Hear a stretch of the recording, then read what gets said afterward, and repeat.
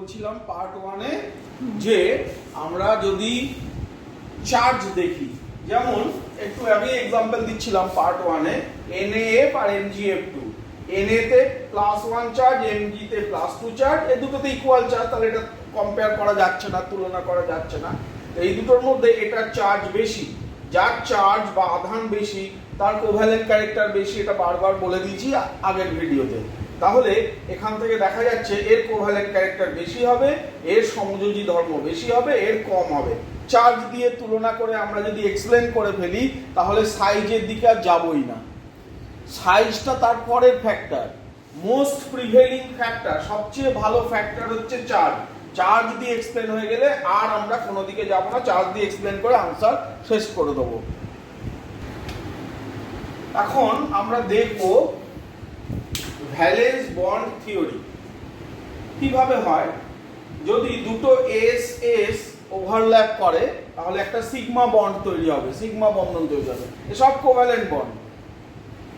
SP যদি overlap হয় তাহলে সিগমা বন্ড তৈরি হবে। আর যদি পিপি হেড অন, মুখোমুখি হেড অন ওভারল্যাপ হয় পিপি, তাহলে সিগমা বন্ড তৈরি হবে। আর পিপি যদি সাইড ওয়াইজ পাশাপাশি ওভারল্যাপ হয় তাহলে তোর পাই বন্ড তৈরি হবে।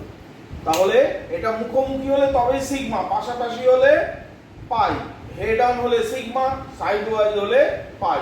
আর এগুলো সবই পাই বন্ড।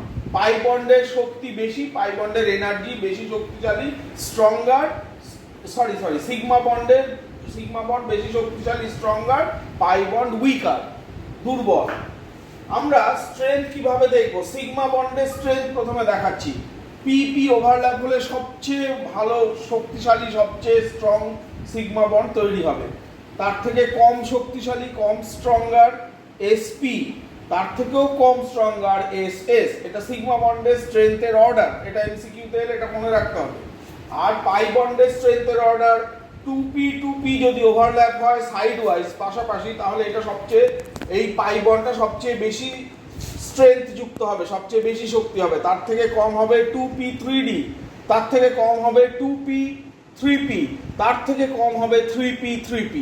তো এই অর্ডারটা মুখস্থ রাখলে এখান থেকেও দু একটা এমসিকিউ পাওয়া যাবে, এখান থেকেও পাওয়া যাবে। এটা ভ্যালেন্স বন্ড থিওরি।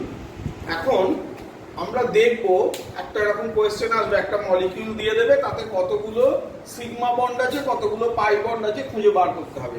সবসময় মনে রাখতে হবে সিঙ্গেল বন্ড যেগুলো সেগুলো সব সিগমা। তাহলে এইটা একটা সিগমা বন্ড, এই একটা সিঙ্গেল বন্ড, এক বন্ধনী, এই একটা এক বন্ধনী সিঙ্গেল বন্ড, এই একটা সিঙ্গেল বন্ড, তাহলে এগুলো সব সিগমা হয়ে গেল। যেখানে ট্রিপল বন্ড আছে তার মধ্যে একটা সিগমা আর দুটো পাই, একটা সিগমা দুটো পাই, ট্রিপল বন্ডে সব সময় একটা সিগমা দুটো পাই, একটা সিগমা দুটো পাই। এখানে ডাবল বন্ডে একটা সিগমা একটা পাই।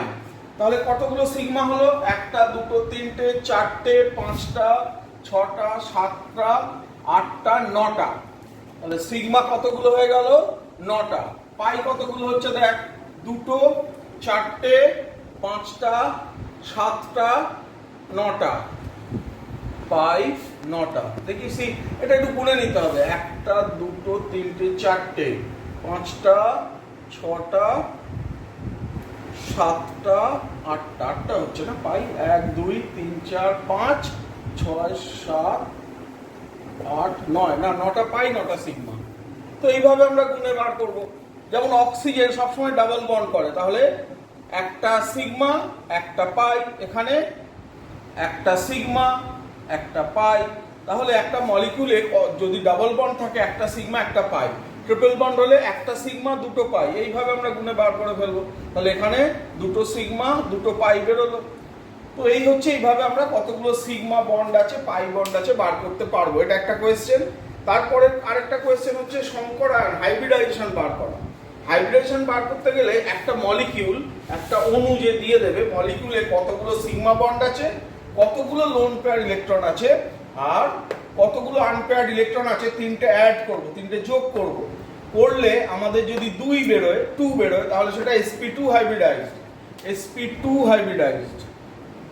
3 বেরোলে সরি sp হাইব্রিডাইজ, 2 বেরোলে sp হাইব্রিডাইজ, 3 বেরোলে sp2, 4 বেরোলে sp3, 5 বেরোলে sp3d, sp3d2, sp3d3 এর মধ্যেই কোয়েশ্চেন থাকবে। সিগমা কতগুলো, লোন পেয়ার কতগুলো, আনপেয়ার কতগুলো, এটা বার করে যোগ করলে যদি এই সংখ্যাগুলো, এই নাম্বারগুলো বেরোয়, তাহলে এই হচ্ছে রেসপেক্টিভ তোর হাইব্রিডাইজেশন বা সংকরায়ন। এখন আমি এটা এক্সপ্লেন করছি, যেটা পড়ালাম কি করে আমরা লোন পেয়ারের নাম্বার অফ লোন পেয়ার কি করে বার করব। তোকে ধর এরকম একটা মলিকিউল কোয়েশ্চেনে দেওয়া রয়েছে, এইটা তাহলে লোন পেয়ার কতগুলো তোকে বের করতে হবে। লোন পেয়ার বার করতে গেলে তোকে কি করতে হবে না, সেন্ট্রাল অ্যাটম কোনটা এটা বুঝতে হবে। দেখ এটা সেন্ট্রাল অ্যাটম, তার সঙ্গে এগুলো বন্ড করা আছে। প্রথমে তোকে দেখতে হবে এই সেন্ট্রাল অ্যাটম, কেন্দ্রীয় পরমাণু, সেন্ট্রাল কেন্দ্রীয় পরমাণুতে কতগুলো আউটার মোস্ট সর্ববহিস্থ ইলেকট্রন আছে। সর্ববহিস্থ ইলেকট্রন কতগুলো আছে? জেনারে সবচেয়ে বাইরের কক্ষে 8টা ইলেকট্রন আছে, কেননা এটা ইনার্ট। আর কতগুলো সাইড অ্যাটম পার্শ্বীয় পরমাণুতে কতগুলো শেয়ার ইলেকট্রন, কতগুলো ইলেকট্রন ভাগাভাগি হয়েছে। সেই অনুযায়ী দেখতে গেলে অক্সিজেন, দেখ 2টো ইলেকট্রন ভাগাভাগি করেছে। দেখ 2টো অক্সিজেন আছে, 1টা 2টো ভাগাভাগি করেছে, এ 1টা 2টো ভাগাভাগি করেছে। দেখ জেননের বাইরে ছিল 8টা ইলেকট্রন, অক্সিজেন বন্ড